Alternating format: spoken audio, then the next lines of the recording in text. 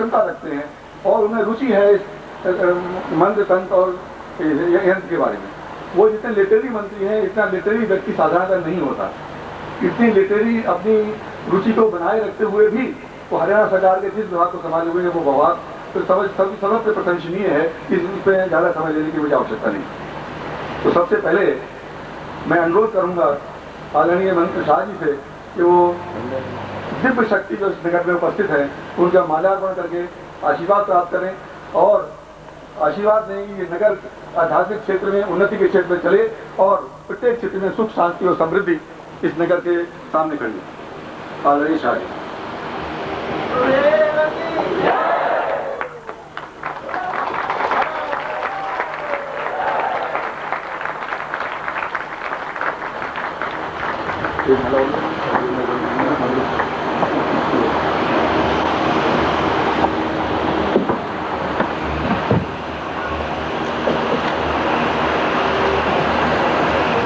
अब मैं ज्यादा समय न लेता हुआ मैं शाह जी से अनुरोध करूंगा कि वो इस अवसर पर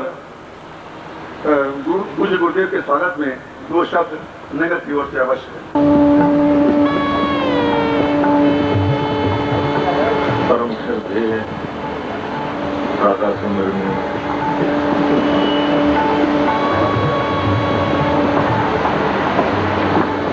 गुरुदेव जी महाराज,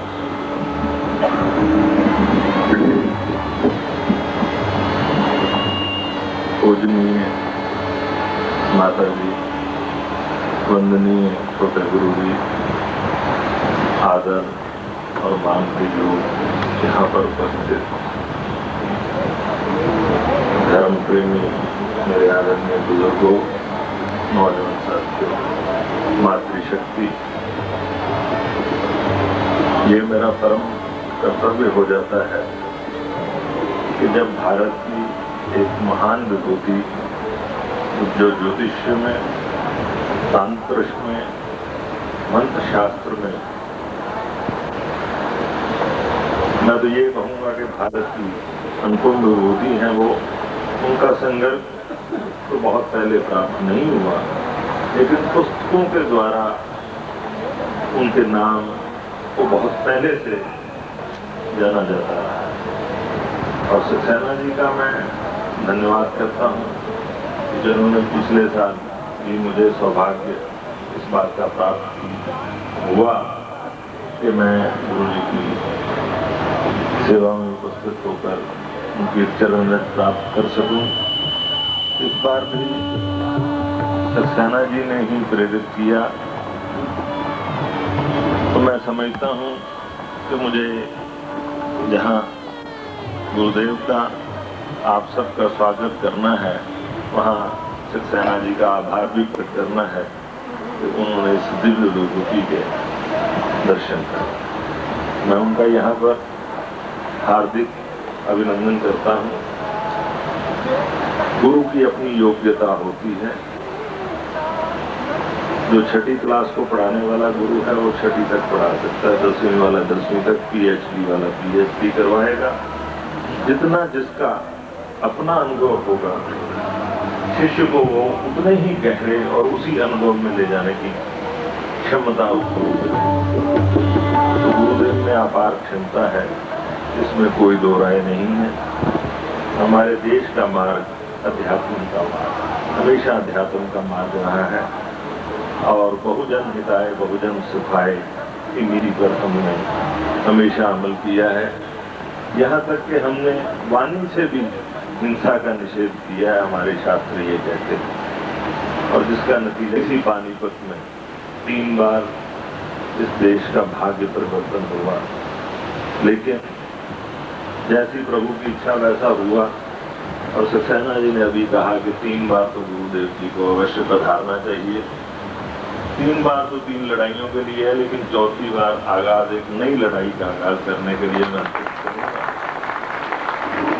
तो भौतिक, लौकिक, आध्यात्मिक और मोक्ष की ओर अग्रसर करने वाले जो है मार्ग और लक्ष्य जो है हमारे धर्म का, उसके बारे में बताएंगे कि कैसे हमने अपने जीवन में इसको जीना है इन्हीं शब्दों के साथ पुनः आप सबका जो देश के विभिन्न भागों से साधक आए हुए हैं, पानीपत की धरती पर स्वागत करता हूँ। गुरुदेव का अभिनंदन करता हूँ और आशा करता हूँ कि उनका आशीर्वाद पानीपत की धरती पर विशेष रहेगा। जय भारत।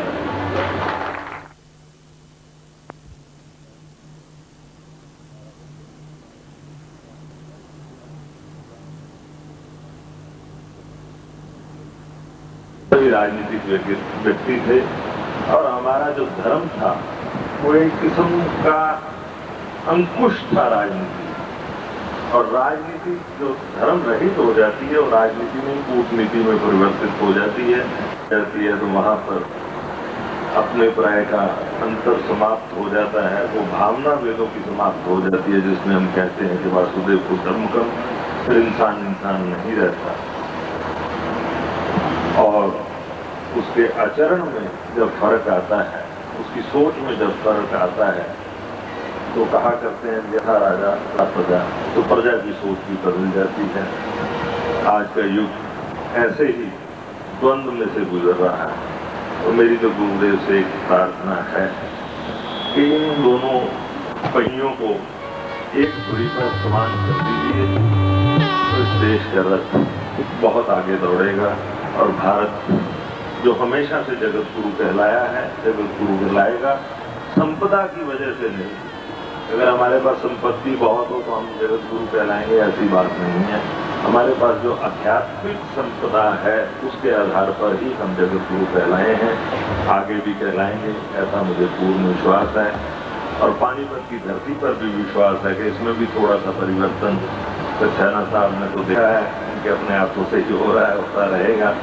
तो जो भी बाहर से साथी आए हुए हैं, मैं उनका बहुत स्वागत करता हूँ और आशा करता हूँ कि नव वर्ष की वेला में गुरु पूर्णिमा पर जब वो दोबारा आएंगे, जैसा कि संकेत हुआ है और चौथी बार के लिए मैंने अनुरोध किया है, तो इस पानीपत में आप बहुत सा परिवर्तन पाएंगे।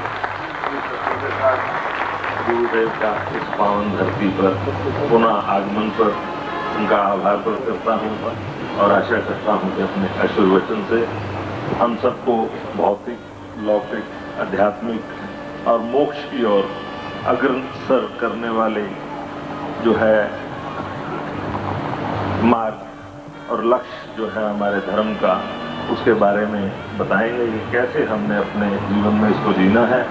इन्हीं शब्दों के साथ पुनः आप सबका जो देश के विभिन्न भागों से साधक आए हुए हैं, पानीपत की धरती पर स्वागत करता हूँ। गुरुदेव का अभिनंदन करता हूँ और आशा करता हूँ कि उनका आशीर्वाद पानीपत की धरती पर विशेष रहेगा। जय भारत।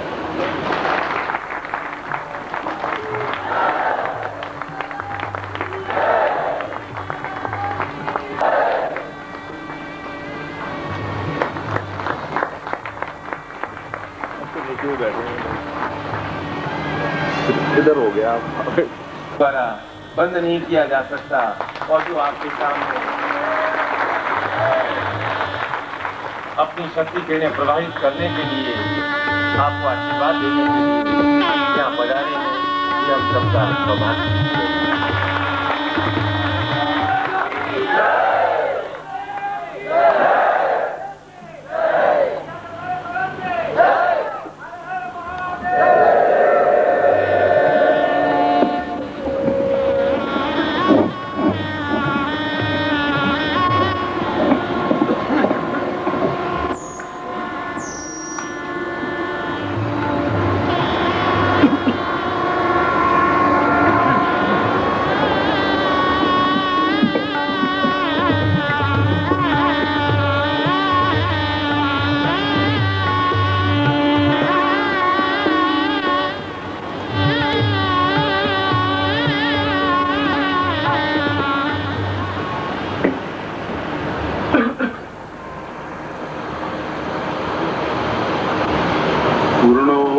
सदां पूर्णमदैव रूपम् ज्ञानोत्सवां भवतमे भवदेव रूपम् आनन्दपूर्वमवितां भवदेव नित्यम् सिद्धार्थमोऽयं गुरुवं प्रणम्यम्। मैं इस गुरु पूर्णिमा के अवसर पर माननीय मंत्री महोदय, यहाँ के आयोजकर्ता सक्सेना जी और सिंगला साहब और उनके सभी सहयोगी, आप सभी उपस्थित शिष्य और साधक साधिकाएं, बहनें और भाई आगंतुक सभी को मैं हृदय से आशीर्वाद देता हूँ कि आपका जीवन सुखी, सफल, संपन्न और यशस्वी हो। ऐसा ही मैं प्रभु से प्रार्थना करता हूँ।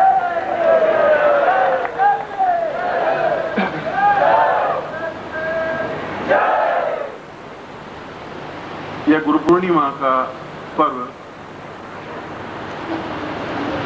अपने आप में महत्वपूर्ण तो है ही, मगर सही अर्थों में देखा जाए तो ये शिष्य पूर्णिमा है, क्योंकि यह एक ऐसा पर्व है जहाँ शिष्य अपनी पूर्ण क्षमता के साथ गुरु के चरणों में समर्पित होने के लिए आता है। गुरु तो केवल उसको एक रास्ता दिखाता है, एक क्षण है जीवन के भटके हुए 364 दिनों में, जब उसको कोई रास्ता नहीं प्राप्त हो रहा हो, जब चारों तरफ उसको जीवन में अंधकार सा एहसास होने लगा है और लगा हो, तब एक क्षण ऐसा आता है, आषाढ़ की पूर्णिमा का क्षण, जो अपने आप में पूर्ण भी है, जो अपने आप में गुरुत्वमय भी है, और वह शिष्य अपने आप में पूर्ण गुरु से एकाकार होने की क्रिया के लिए ही उसके चरणों में उपस्थित होने की प्रक्रिया पिछले कई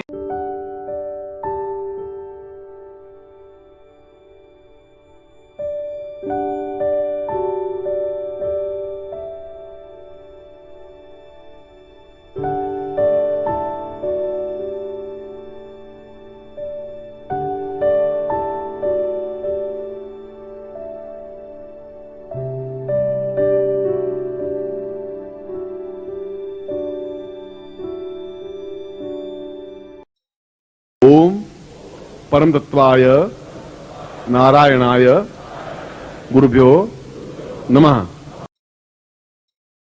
ओम ह्रीं मम प्राण देह रोम प्रतिरोम चैतन्य जाग्रय ह्रीं ओम नमः। ओम भूर्भुवः स्वः तत्सवितुर्वरेण्यं भर्गो देवस्य धीमहि धियो यो नः प्रचोदयात्।